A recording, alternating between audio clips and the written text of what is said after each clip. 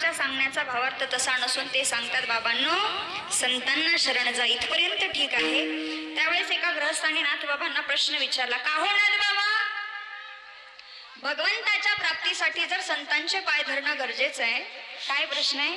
भगवंताच्या प्राप्तीसाठी जर संतांचे पाय धरणं गरजेचं आहे तर मला सांगा, देव श्रेष्ठ की संत श्रेष्ठ? नाथ बाबा म्हणतात संत श्रेष्ठ. का? कारण भगवंत गीतेमध्ये अर्जुनाला म्हणतात सततम कीर्तयन्तो मां यतन्तश्च दृढव्रताः नमस्यन्ते शमं भक्त्या नित्ययुक्ता उपासते. की भगवंत सुद्धा म्हणतात ज्या ठिकाणी माझे भक्त भजन करत असतात ना तेथेच मी असतो. माऊलींनी फार सुंदर वर्णन केले. परितयापसी पांडवा मी हरपलो वसावा जेथ नाम घोष बरवा करीती ते माझे परंतु अशा रीतीने मी जरी हरवलो असलो तरी माझे भक्त माझा नामघोष चांगल्या रीतीने करतात. अर्जुना तू मला त्यांच्या जवळ शोध. मी तर वैकुंठात सुद्धा नाही.